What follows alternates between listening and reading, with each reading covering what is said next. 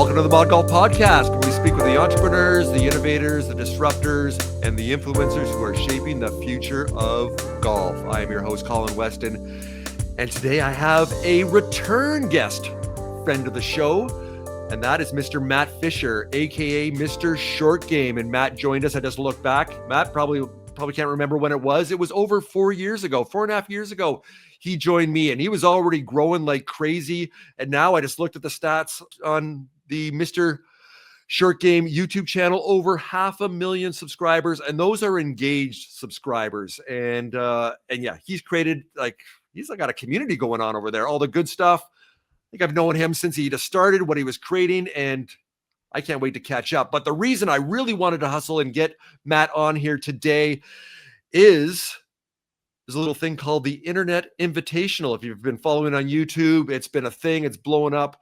He's been creating great content around reacting to this and digging deep into it in a meaningful way. And I've been binging on that. I reached out to Matt and said, hey, come on, you got to come on the ModGolf Podcast here. If you're listening, you won't see the backdrop. I'm in Las Vegas right now, so this is live from my hotel room. Not much of a backdrop, but hey, that's what we're doing here. We're making this real, and I'm bringing him on. And there he is, Mr. Matt Fisher. Good to see you, sir. How's it going? Thank you. It's going excellent. Excellent. And, yeah, Vegas must be nice right now. It is. Well, yesterday was, I'm from Canada, so I'm used to it being cold. It was more like Canada weather. Today was a little nicer, but all our Florida friends playing, they have like 19 layers on, that thin blood there. They just can't handle it. It was a little too much for them, a little too much, but it was beautiful out there today. Played a great course as part of this event, and we're creating a little bit of content also around that. So obviously I'm not at the level that you are at, but this is why I think it's so great here, Matt, to talk about, get your thoughts on the Internet Invitational, what worked, what didn't, the audience that's growing, the opportunities that are there, and really the future, not only what they're doing, but also for creation of new fans, of people that have never followed golf before and all those things. So, hey, a little bit of your time here. But why don't we start off for people, if they just joined us for the first time on ModGolf, and perhaps they haven't listened for 4.5 years and didn't have our first episode there, they may not know who Mr. Matt Fisher is. So there you go. Why don't you do an elevator pitch on what you're doing with Mr. Short Game? We, on Mr. Short Game Golf, we do a lot of instruction, tons of product stuff, reviews, and products that help you get better at the game. And then we do the podcast too, where we just report on social media, internet golf, YouTube golf, or, on the professional level too. Anything kind of exciting, interesting, we dive into that, like in a different way than your traditional media channels. You do. You certainly do. And I know you started off when we first met, and before that, you're starting off teaching people the short game, giving away so much great content for free.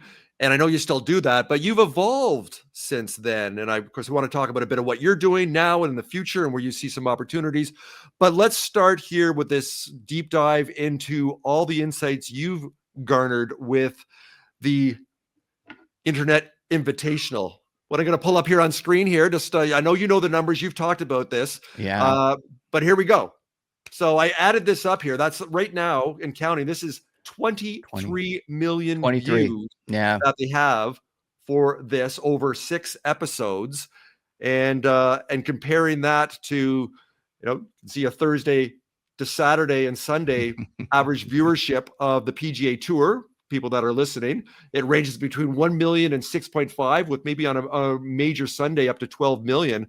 But this is eclipsing what we're talking about here. So, okay, I got to be quiet. You're the guy that's really dug into this more than me. So what are your thoughts, first of all, as far as the numbers? Are you surprised of how well this is done with the Internet Invitational?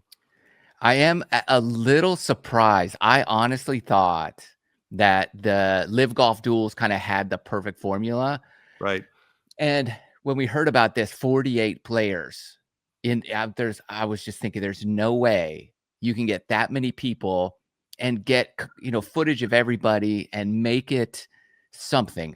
And it just seemed like a mountain of material, and it's going to just crumble. That's what I thought was going to happen. And then I reached out to a number of people, and I never asked them what happened or whatever. All I asked was, when is this going to air? And nobody knew, or they weren't going to say. It was just, I mean, you're talking about nobody said a word about anything. So it seemed like it was going to be a huge letdown. I thought Right. maybe at a long shot, I thought they were never going to even put anything out there. Like they Really? got the footage and maybe it was so bad. They're like, we can't do anything. Let's sweep it under the rug. Like that went through my mind. Now, I know you've had a few people on there that were participating. They're all saying that they were just NDA'd Yeah. to the hilt, that they couldn't say anything, or sure, Portnoy would have sued the bejesus out of them, because he seems like to me that the guy that would have no problem doing that if they stepped out of line a little bit. So they had no choice but to stay quiet. But why do you think they took so long to produce it? Were they waiting perhaps that November, December are these slower seasons on the annual cycle that we have for golf? Did you think that's maybe a strategic piece that they did timing wise, rather than, because they recorded it in August, I understand that they had this, rather than firing it out there in September right before the Ryder Cup? You think that was strategic, that they waited for the perfect Yeah. moment and it worked? Yeah, I do. I think one, with what they ended up putting out there, it took a couple months to be able to put that together. Yeah. So it was going to take a long time to edit that anyways. So there's that. And then for sure they wanted to wait for the right moment. And I always say it was like the first season of Survivor aired during the summer, because they're Yes. just like, this is no good. So they aired it during the summer and it just was like nothing else was on. So it took off, and this did the exact same thing. It aired when there really wasn't much. There's no live golf. The PGA Tour is really off season right now. So there's nothing.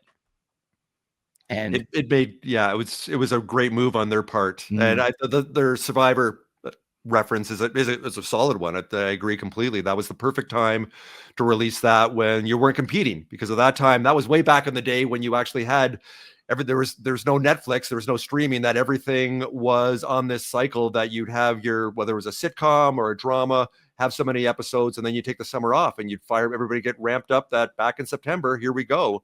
So you're right. The timing here of what they've done is really good. So I want to ask you about this, because there's been a lot of back and forth with a lot of debate. I think that's good and bad, and that's engagement, which people want. But one of the issues, and perhaps it's on brand for Barstool and maybe a little bit with Bob Does Sports also, that it's a bit of a bro culture, bit of a sausage fest, and like one step removed from driving golf carts basically into the lake and doing the golf cart fail video type of thing. Like they're almost there, but not quite. What did you see with the 48 players that were there? I think maybe how many? 4 or 5 were women, maybe even fewer than that. So 10%. Do you think they were bringing in new fans, or just activating their bases? I'd like to hear your overall thought on that. Does this have the possibility, not necessarily with them, but other content, to be able to reach or unlock people that don't watch golf right now or sports videos? So what do you think about that, as far as where it is and where it could go with what they've done? yeah, I mean, where it is, they definitely had only a few women playing. Yeah. And that was a big thing out there. A lot of the female creators were saying a lot of stuff about that. And for whatever reason, they chose the players they chose, and they certainly reached the audience they were looking to reach. Yes. So I think for what they wanted, they got. And you're right, it's kind of almost at the edge of driving golf carts into lakes and doing that. Hopefully we don't go there. And I heard a lot from people just about how, like, some creators on their channel, it's very like family friendly.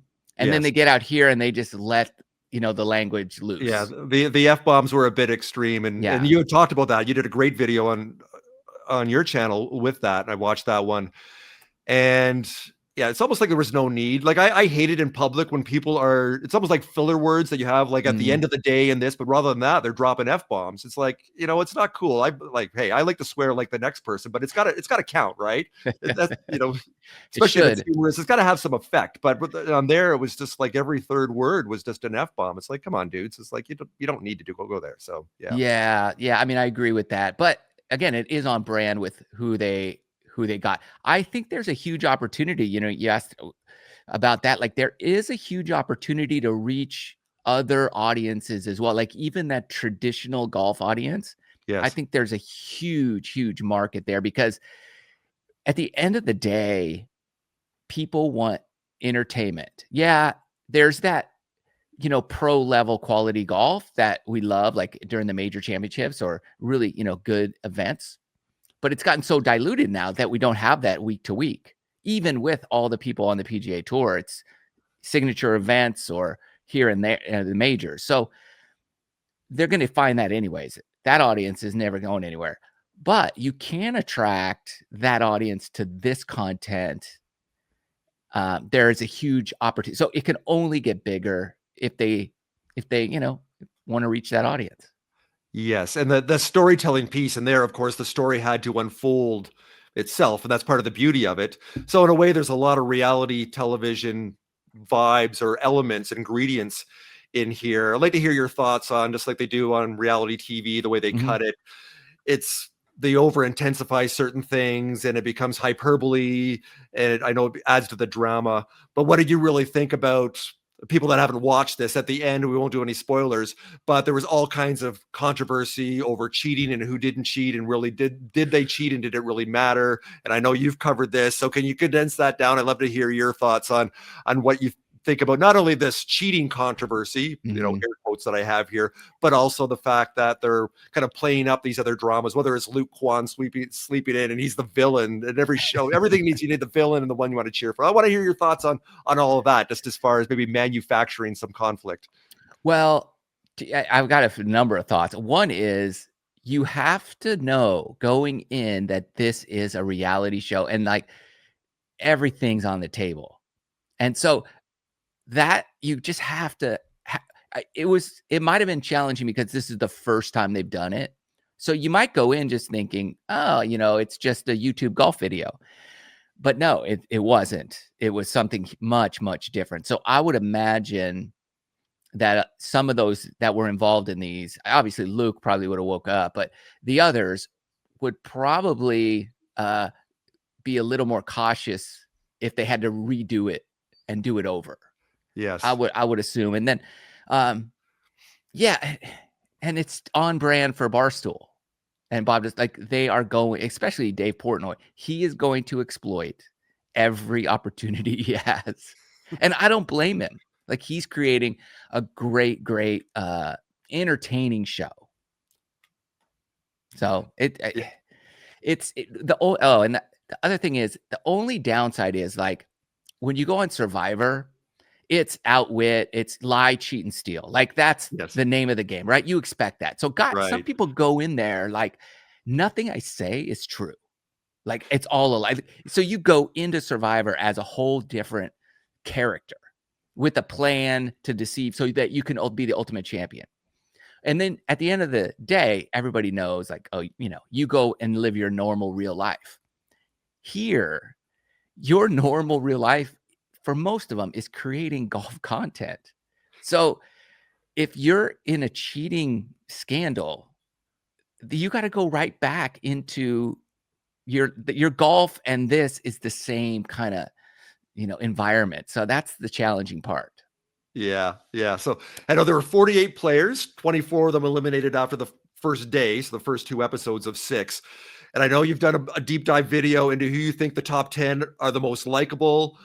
And I don't know if you did one on the most dislikable or the villains, but I wanted, why don't you give like your 2 or 3 who you think are the winners and losers, whose stock has gone up and whose stock has gone down, and maybe for people that haven't watched, maybe describe some of them. So I think there were some fantastic choices that they had, and maybe a couple that were duds. But over 48, you're going to get that. So I'd love to hear your thoughts of who the winners and losers are with their stock going up and down that because of participating. Yeah, I mean, I think the overall. I mean, Brad Dahlke's stock is through the roof. If you're a Brad, like buy that stock today because it's going through the roof. What he did, he's going to be like the next, let's say Grant Horvath kind of guy, where he'll probably be, if he's not on tour, because he might want to consider that. Like he's that good. But if he stays in the YouTube space, watch out. Sky's the limit for him. So he really rose to the top. And that guy, Chazzy. Yes. He's incredible. I mean, just watching him, I hadn't met him before, so I didn't know anything really about him, but man, he's infectious. And I just couldn't get enough of this guy. I'm the same. Absolutely. Yeah. And so him and he and Josh Kelly are really good friends. And so that was really cool to see him. And I really think, the stocks that fell, unfortunately, were obviously Mo. Yes. And it's just unfortunate. And, who knows the only person who knows the real truth really is him. Yes. And so I always say, whatever the truth is, just come out with that. Just how ugly, even if it's 100% true and you are totally the, rangefinder, cheating guy, like if it's true. Yes. Just come out and lay it all on the table. People want to forgive, like it's in our nature to want to forgive people. And so it is. And the storytelling piece and some of the choices they had with Chaz, so people know that are listening, I think he's like 4'5", 4'4", and his ball striking is unbelievable. I think he's the number one ranked men's adaptive golfer. I know they have different categories, but he is a stick. He's a baller. So I wanted to ask you, like, you're a solid player. Yeah. If you were going straight up against him, match play or stroke, how do you think you do against Chaz from the same tees? That's a really good question. I see there's an intimidation factor, believe it or not, that he has. Because on one hand, you cannot stop but think, how is this guy beating me? Because he's 4'5" or whatever he is. And so you have to deal with that part when he's just striping it every shot down the fairway, hitting it on the green. So ironically enough, I think he has a huge advantage. He would be tough. You'd have to like put everything out of your mind and just be like a Tiger Woods, like assassin on the golf course to be able to deal with him. I would imagine. I would too. So, and I wanted to ask you this. There are some people that are like, who are they and why are they there in the first place? And why did they choose it? I'm sure they spent a lot of time on who they're going to choose and who not. I'm sure of the 48, yourself, with the numbers that you have with your following and your personality, your unique selling point, you would have been perfect for this, but I'm sure there's probably a couple of hundred now of people within your ecosystem and they had to choose that down. But you've got guys like this one guy with the Duke. So if people don't know him, he's a terrible golfer. I even looked at his YouTube channel. He's got like, I have more followers. He's got like 1.5. He's got like 1,500 followers, and like he's out there smoking the whole time. He's high most of the time. I think he's smoking weed, not just cigarettes. And even with him with his shtick, which personally I thought got a little bit annoying very quickly there.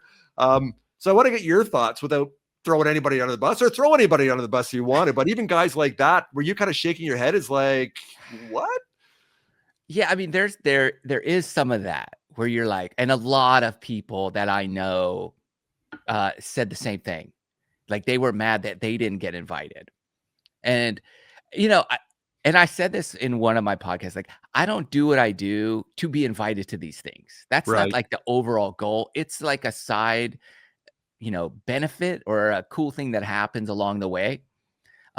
So that's not what motivates me to do what I do. I love creating content. So that's beside the point.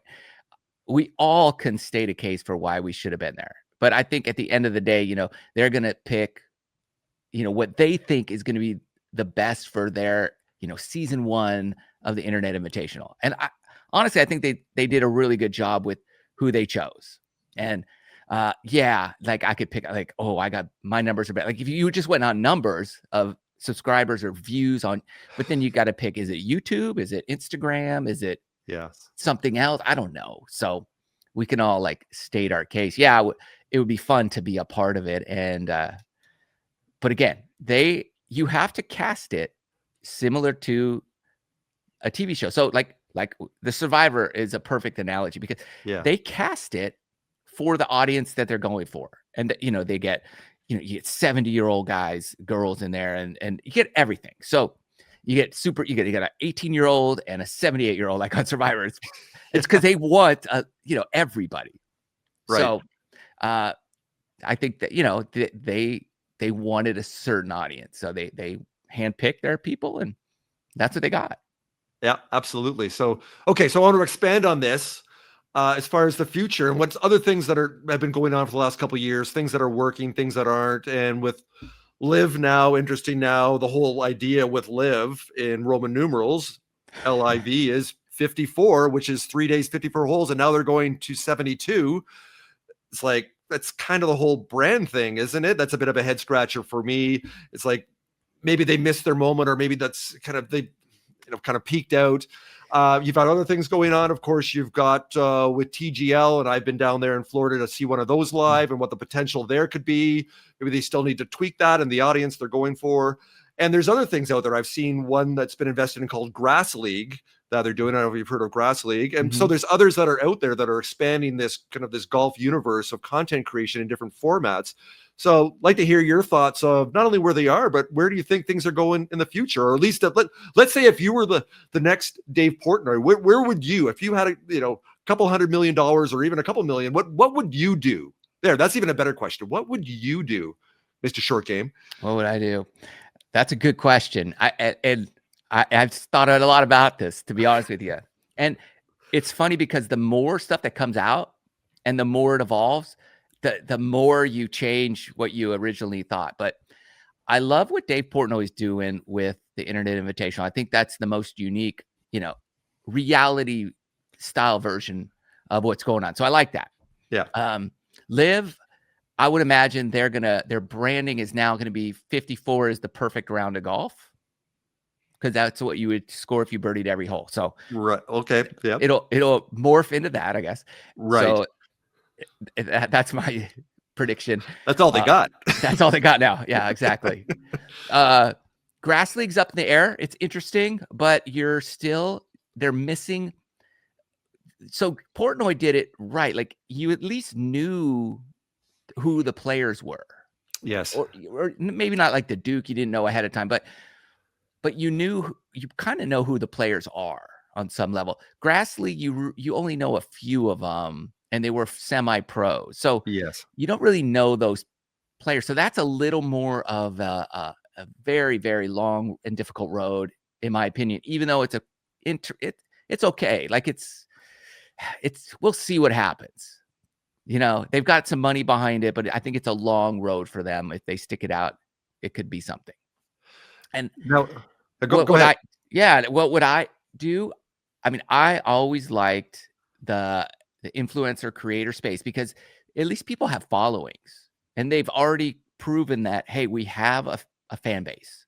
Yes. So there's an audience there already. It's built in.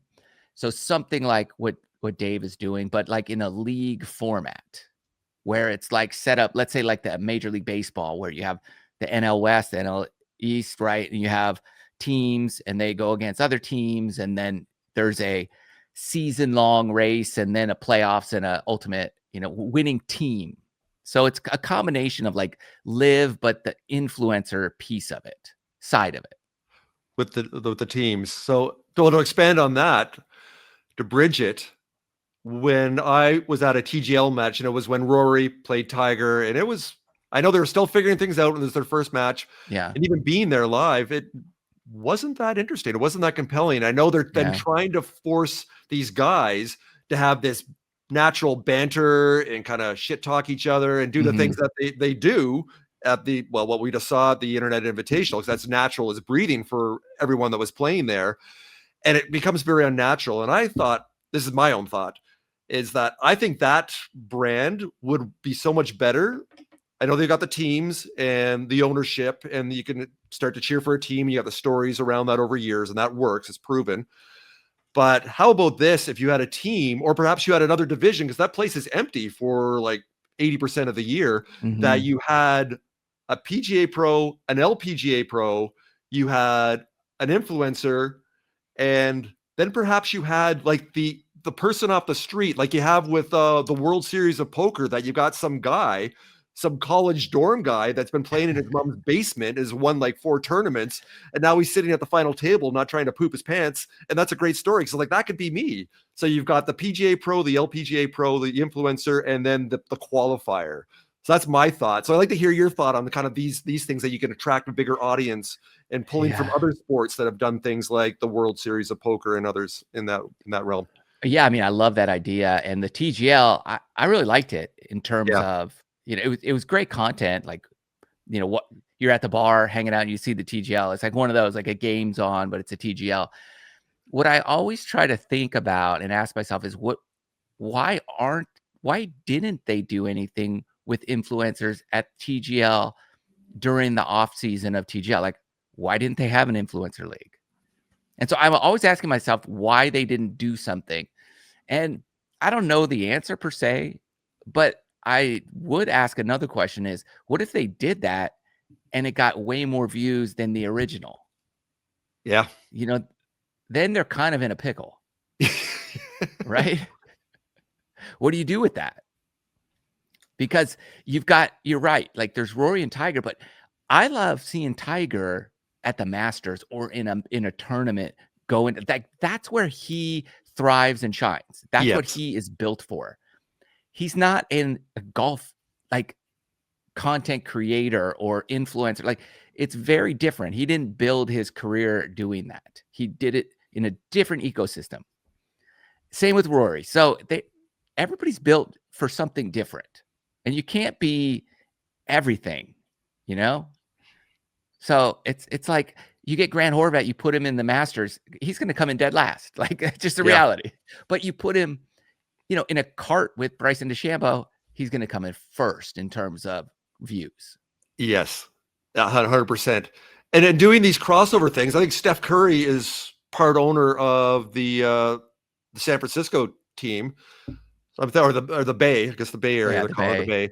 Like, would it be like a no-brainer to have Steph play? Like, he's a good enough player that he could. I know that him and Bryson did a collab, break 50 or whatever it was a little while ago, and that thing got another 10 million views. So people want that type of content. But to your point, give the people what they want. I know you preach that. I've heard you just recently on one of your videos, is your audience, your community is the most important thing for you, which is the way it should be. And that's why you are authentic and you create content that they want, not what, like, obviously you got thoughts, and luckily it happens to mesh and coincide that what they love and that level of engagement that you get just happens to work out very naturally. So it's a win-win, but that's something that you take very seriously. And I think a lot of people, they don't. They maybe just think, oh, well, eventually, that maybe they just don't get it. Just like any entrepreneur in a startup. And I've seen that with products for years that I've worked in that ecosystem. And a lot of founders, usually a guy, gets the ego in the way. Is like, well, people, you just don't understand it.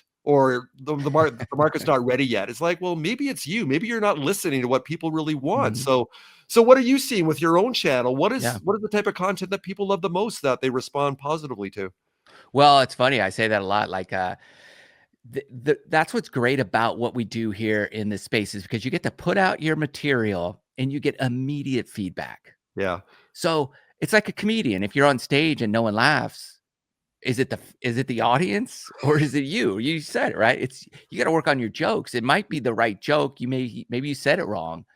So that's the same thing in what we do is we put out content. I know, like, okay, they like certain stuff on the podcast, right? They're really engaged in it. Other stuff, they not so much. So I'm like, all right. So they don't like when I do like a book review, even though it's a golf book.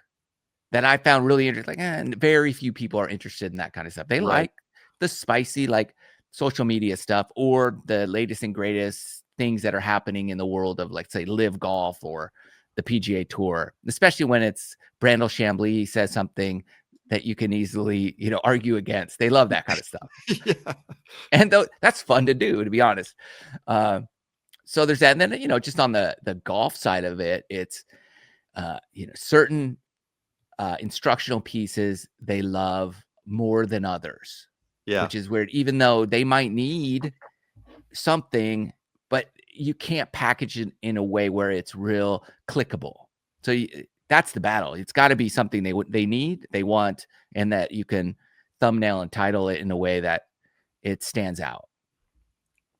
Absolutely. Gotcha. Well, hey, what I'm going to do here, I'm going to pull up the few minutes I have here. So let's pull up what you've been up to. So if people haven't had the chance to see your content here, now they do. So there we go. So here, I'm just going to roll through this a little bit. So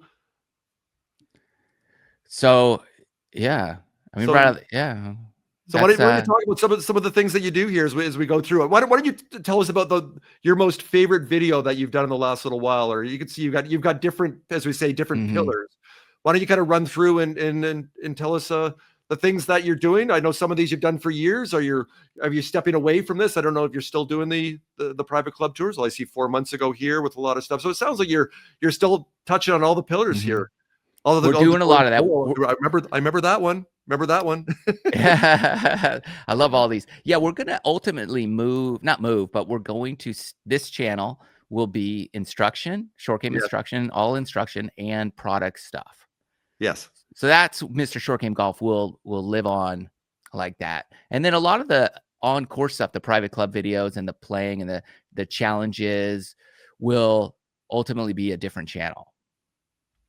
So gotcha. we'll have a Mr. Short Game Golf Club and that's where all the on-course stuff will be, because there's really a different audience for those. So I want to make sure that audience only has to go to one place, and everybody else who wants the instruction and products that help them get better, they'll come here. They can go there. So because they have a separate channel for the Mr. Short Game podcast, correct? And correct. So you have 2 channels right now, or you've got 3 going? 2 currently. Yeah. Okay. And then we'll add the third one. Same amount of content we've always produced. It'll just be separated a little better for the audience. So while we have a couple more minutes here, why don't you pull the curtain back as far as your process? I know you've got a background in video and film and television production. So that's part of your secret sauce. So you've done this for years. I met you and your son at the PGA show a couple of times. I know before he was going to college, he was helping you out. I don't know if he still is. So why don't you let people know? Like, they may think, oh, this may take like a team of 20 people and cost like $20,000 a month. Can you share as much as you're willing as far as your process and how you crank out the content and with the quality and the quantity that you do? Yeah, so my son and I meet every Monday, and he still works. He edits and films. So he's, hard at work editing right now. So we meet, typically we meet on Monday. We kind of go through the week schedule, and then we just lay out the videos, the stuff we're going to film for the week, and what, the editing looks like for the week. So we're like, this week we were out, even today we were filming a couple an instruction and a product review. So we filmed that this morning, and then we're editing, and then we'll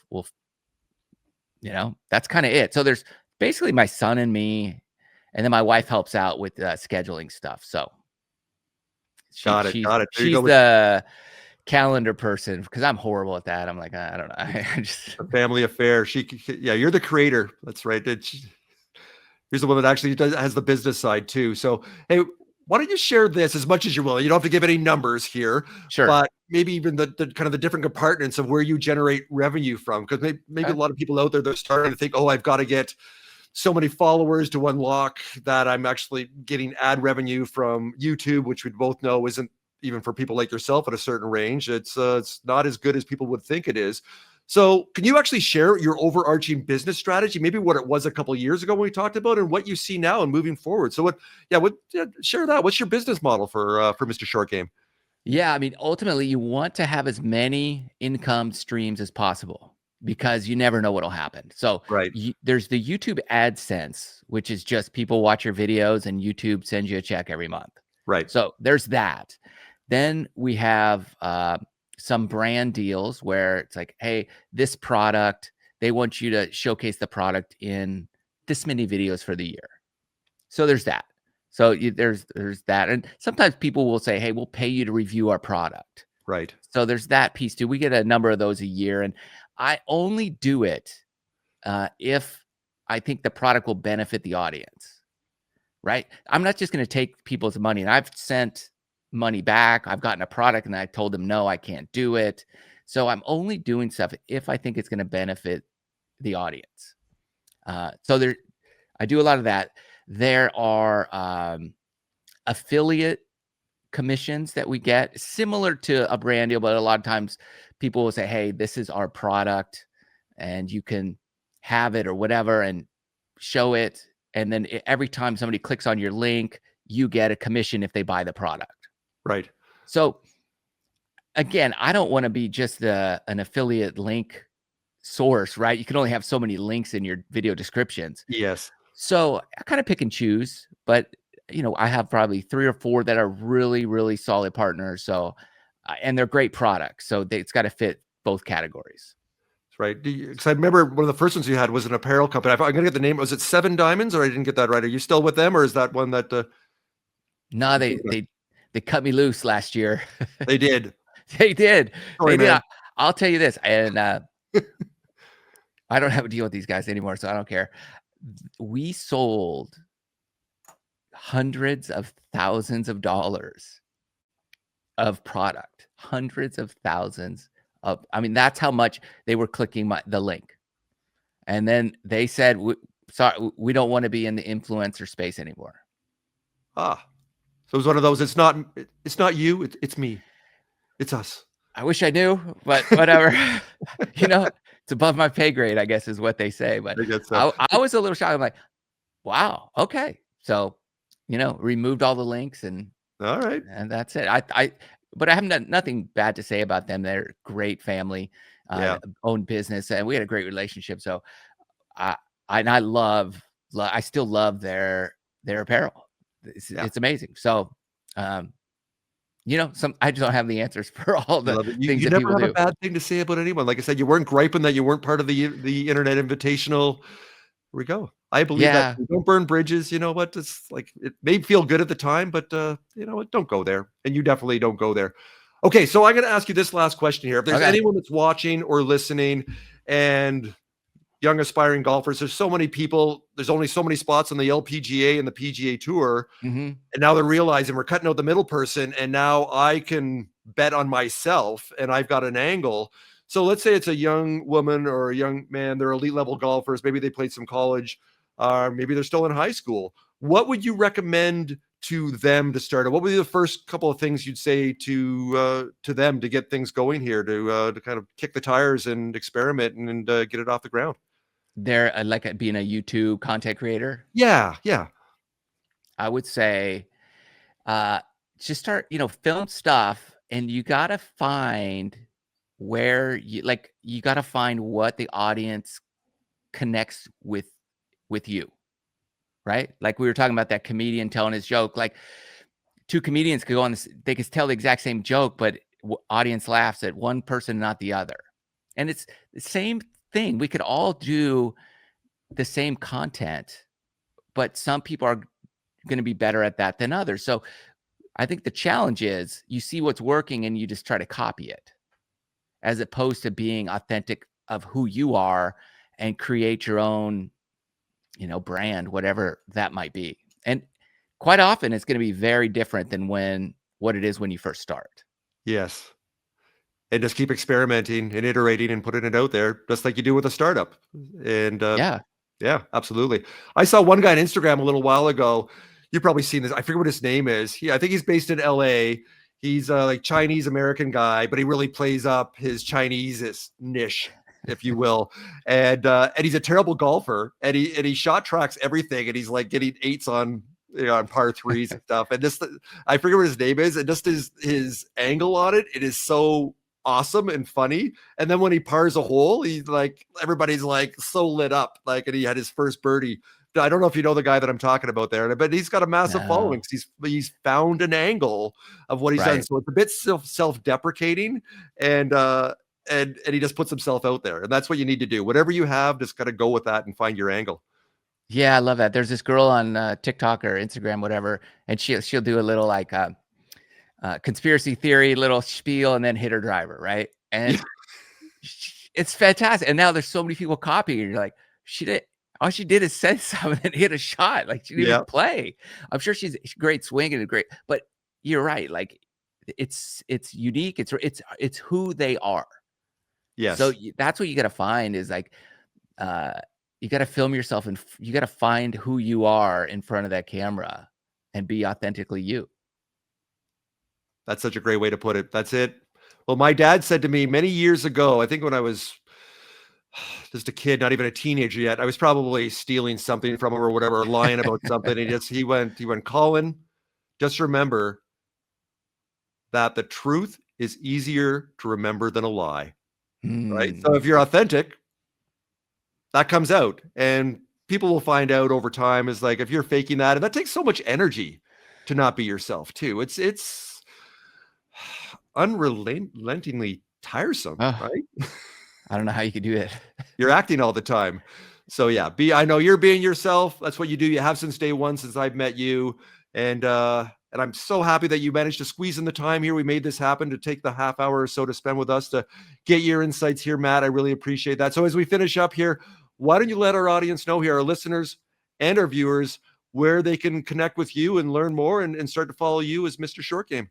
Yeah, that's it. Just at Mr. Short Game, pretty much everywhere. So nice and simple. Yeah. As I always do in the show notes and in the comments, I will include that down below in the description. And I'll also have the link to our previous episode when Matt and I were so much younger. I can't believe that was so long all ago. of 4.5 years ago. Wow. Nuts. Good stuff. Well, Well, hey, I really appreciate you sharing this. This is great. I have a feeling maybe every 4 years or so we'll have to come on and get the wisdom and insights and nuggets from Mr. Matt Fisher, aka Mr. Short Game, because I always appreciate your time. Your energy is infectious, and just love what you're doing. I'm a fan. I'm watching. I'm getting your numbers up there. I'm getting your view hours up because I watch them right to the end. So there you go. And everybody else You're the best. too. There we go. So with that, Mr. Short Game, Matt Fisher, thank you, my friend, for joining us on the ModGolf Podcast today and their YouTube channel. This has been great. I look forward to talking to you again soon and watching you and maybe even seeing you in person again at the PGA show if you and your son are there this year. We'll have the whole team there. Awesome. Good stuff. All right, Matt. Have a great night. Good to talk to you. We'll see you soon. Take care, Colin.